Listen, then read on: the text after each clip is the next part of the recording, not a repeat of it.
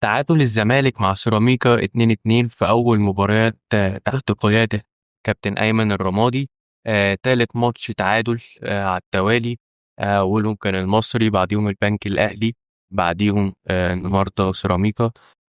تلات ماتشات نفس الأداء، نفس العبث، نفس الأداء العشوائي، ولكن باختلاف المديرين الفنيين. لو جينا نبص هتكلم على ماتش النهارده، ولو بس نتكلم عن مشكلة في حد ذاتها الأول. طب هي المشكلة منين أصلا؟ لازم نطلع كده فوق كادرين تلاتة عشان نبقى شايفين المشكلة كلها. أنت دلوقتي غيرت أول جوميز، بعد كده جبت جروس مكانه، بعد جروس بيسيرو، بعد بيسيرو أيمن الرمادي. بس كابتن أيمن الرمادي احنا ما نقدرش نلومه في أي شيء، لأن الراجل بقاله ماسك الفرقة يومين والماتش اليوم التالت. ولكن جروس وبيسيرو نفس المشكلة، هي يا جماعة. يعني هي مش المشكلة في المدير الفني أكبر من إن هي مجلس الإدارة أو في السكواد ذات نفسه. طب ومين خلى المشكلة في السكواد؟ هو مجلس الإدارة. طب هو مين الوحيد اللي كان قادر يتعامل مع الموضوع ده؟ ومين اللي قال لكم يا جماعة طب احنا اهو عدينا الفترة دي وهمشي معاكم الفترة دي، ولكن الفترة الجاية احنا لازم ندعم في أماكن معينة، لازم نجيب مهاجم، لازم نجيب مدافع، لازم نجيب وينج. مين اللي كان بيحل لك المشكلة دي كلها؟ كان جوميز هو اللي كان قادر يتعامل مع المشاكل. ولكن في الفترة دي، في الفترة اللي هي قبل الكونفدرالية، الفترة اللي هي الكونفدرالية السنة اللي فاتت، لما جه أول الموسم ومسكنا وكملنا وخدنا الكونفدرالية وبعد كده دخلنا الموسم لحم في بعضه، فدخلنا على السوبر الإفريقي. قدر إن هو ياخد السوبر الإفريقي من الأهلي.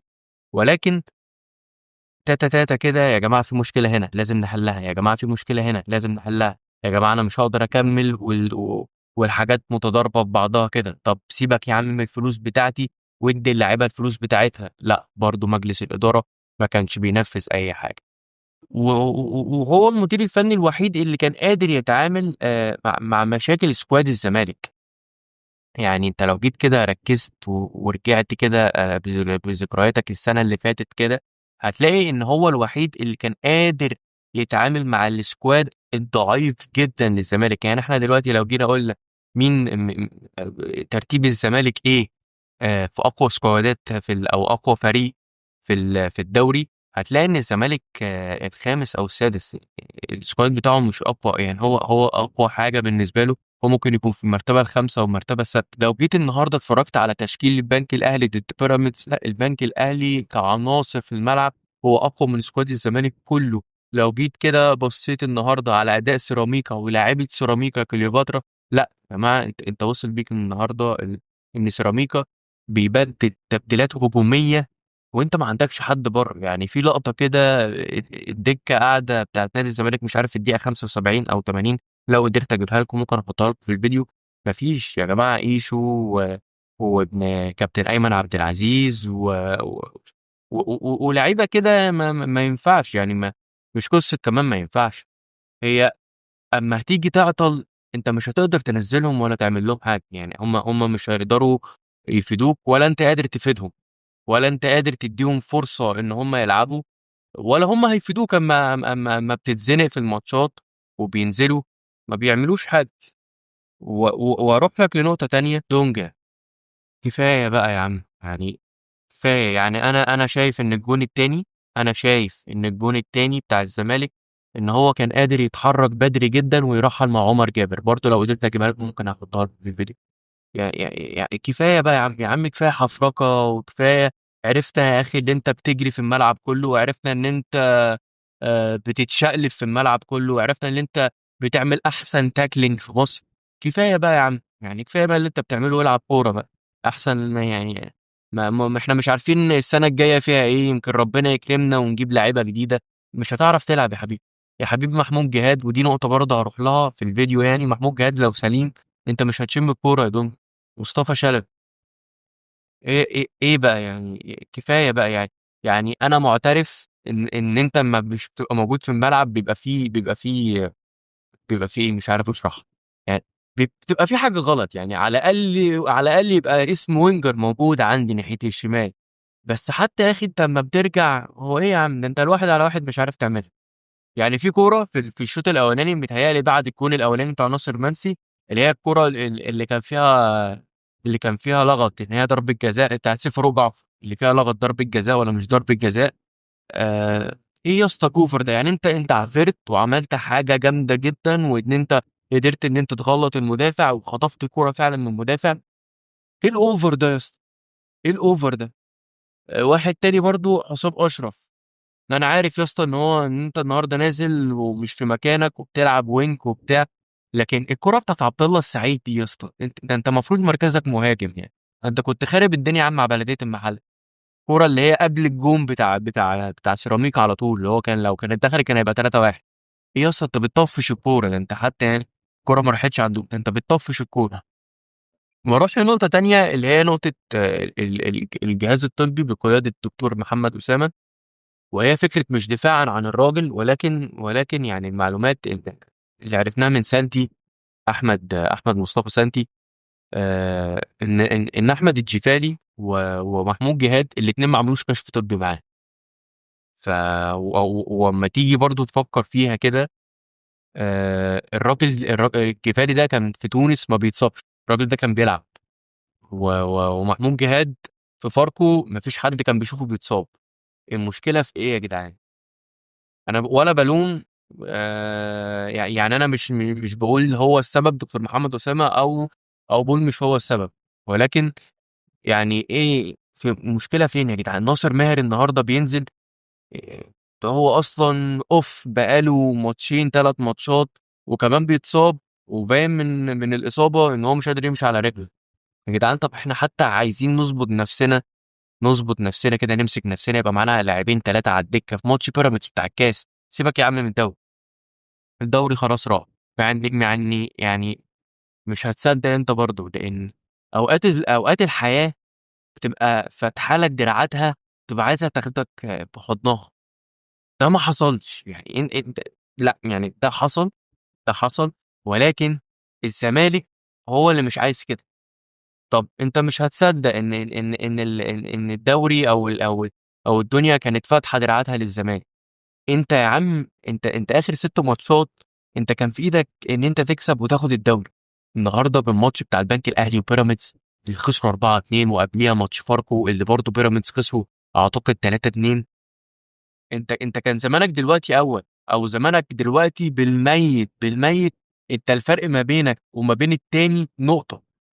التاني ده ليه؟ عشان مركز يأهلك لدوري ابطال افريقيا.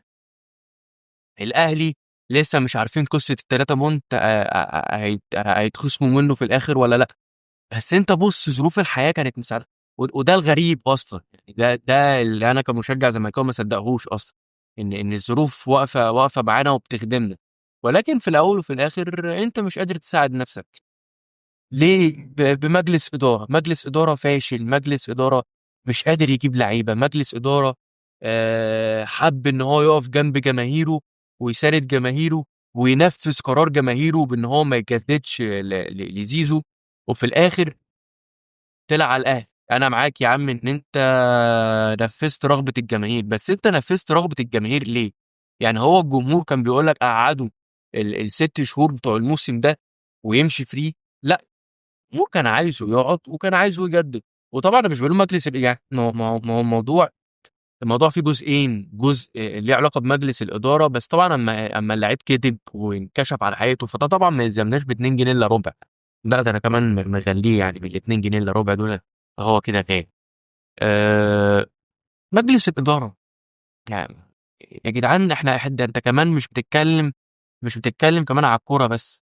لا ده ابسط الحاجات في الصالات يا جدعان، في العاب الصالات مش موجوده. ليه وايه السبب؟ لحد ما تفهمش إيه اللي بيحصل. للعلم اخر ماتشين بتوع الزمالك، قصه ماتش البنك الاهلي، قصه ان انت تجيب جون في الدقيقه 91 وجون التعادل بمسافه ما البنك يسنتر والكره تترفع واوفر وبتاع، وجون التاني وجون التعادل يجي وما تكسبش. والنهارده تدخل جون في الدقيقه مش عارف 81 وترد عليك في الدقيقه 86 التعادل.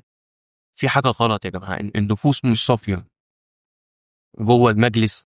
اما تبقى في اخبار منتشره والاخبار دي صح مليون في الميه، ان واحد او اتنين داخل اعضاء مجلس الاداره بيحاولوا يفشلوا لجنه التخطيط اللي هي بقياده احمد حسام ميدو وحازم امام، وبيخش معاهم عمرو الجنايني. يعني في واحد بيقول لك بيسرب الصفقات اللاعيبه الفاشله عشان الجمهور تضرب في لجنه التخطيط. في واحد لغايه دلوقتي وكلنا عارفينه عدو للمجلس ويسرب اخبار للمجلس. انا مش عايز اقول اسمه، بس يعني احنا كلنا كجمهور الزمالك عارفين. وخصوصا ان احنا كنا واثقين في الراجل ده ثقه عمياء، يعني وما كابتن حسين لبيب ضمه للقائمه بتاعته، لا ده احنا قلنا كده، ده احنا ناخد الاخضر باليابس يعني. بس في الاول وفي الاخر دي نفوس، وحسبي الله ونعم الوكيل. في لقطه النهارده شفتها في الماتش للاسف زعلتني، لقطه محمد عواد مع كابتن المندوب مدرب الحراس. محمد عواد ده اللي يعرفني انا شخصيا، يعني انا بحب محمد عواد ده جدا، بحبه جدا جدا، وشايفه ان هو لو استمر هيبقى حارس تاريخي في تاريخ نادي الزمالك، زي حسين السيد، زي عبد الواحد السيد. ولكن اللقطة دي زعلتني جدا، واللقطة دي اعتقد هتبقى لحظة فارقة معايا لمحمد عواد. فكرة ان الراجل، سيبك بقى الراجل مدرب مش مدرب، ان شخص كبير واقف بيكلمك وانت تديله ظهرك وتمشي. ايه يا عم ده، ايه يا عم ده طلع بقى كابتن احمد حسام ميدو اما اتكلم عليك في لقاء صحفي قبل، في لقاء اعلامي انا اسف قبل كده، ده طلع كلامه صح بقى. فكره ان انت راجل، ان انت راجل كبير وتسيبه وتمشي وهو بيكلمك. طب يا عم احترم سنه، يا عم اعتبره والدك، اعتبره والدك يعني. والراجل في الفيديو باين، كابتن المندوب باين وهو ماشي بيقول لك من جوه الدنيا غلط، يعني النفوس من جوه مش صافيه، مش صافيه. ف وده برضو يرجع لمجلس الاداره، يعني هو بيقول لك حتى يا اخي انت حتى مالهاش دعوه بالكوره، يعني الكلام اللي انا هنقوله ده ملوش علاقه بالكوره. اما بيقول لك اما بتبقى داخل مشروع مع واحد صاحبك او مشروع يا عم مع شركاء، بتقعدوا مع بعض كده قاعده قبل ما المشروع ده يتم بيوم يومين، خلاص الدنيا جاهزه. يا جماعه اهم حاجه النفوس تبقى صافيه، اهم حاجه تبقى النفوس لبعض، احنا كده الخمسه ولا احنا السته او احنا ال11، نفوسنا تبقى صافيه لبعض. ده ما بيحصلش جوه المجلس، ده مش حاصل جوه المجلس. آه، الناس كلها عماله تضرب في بعض، فازاي عايز ربنا يكرمك يعني؟ نفس القصه بقى ترجع بقى لعواد، يعني انت ازاي عايز ربنا يكرمك وانت بتعمل مع راجل كبير كده قد ابوك؟ والله العظيم ثلاثه ما فاهم، يعني انا مش فاهم. يعني مع احترامي الشديد، يعني انا اسف يا عواد، من حلاوتك قوي في اخر ماتشين 3 ماتشات يعني يا عواد. يا عواد ده انت جون البنك الاهلي بسببك يا عواد، اللي هو الجون التاني، جون التعادل بتاع البنك الاهلي الماتش اللي فات، بسببك صرف يا عواد. الاوفر اما اتلعب انت كفيتك تخرج وتمسك الكوره يا عواد. الكوره اما اتشاطت فيك يا عواد بالهيد، اعتقد مش عارف سعيد سمبوريه او يعقوبو أو مش عارف مين اللي شاط الكوره فيه بالهيد يعني. الكوره ده انت بتطلع الكوره غلط يا عواد. يعني انت من حلاوتك قوي يا عواد مش عايز حد يديك تعليمات. في الاول وفي الاخر ده كان فيديو ليا. الزمالك بيتعادل مع سيراميكا، ويا رب نقدر ان احنا نحافظ حتى على المركز الثالث عشان نتأهل للكونفدرالية، ما نطلعش منها، لان البنك الاهلي بصراحة عامل بقيادة كابتن طارق مصطفى عامل شغل عالي قوي، شغل عالي قوي وشغل محترم، يبين لك قد ايه ان الراجل ده كواليتي عالي، ده مدرب مصري بكواليتي عالي، ولا دولارات ولا مدير فني اجنبي لسه هيجي يتعرف لك على اللعيبه ولا اي حاجه في الدنيا.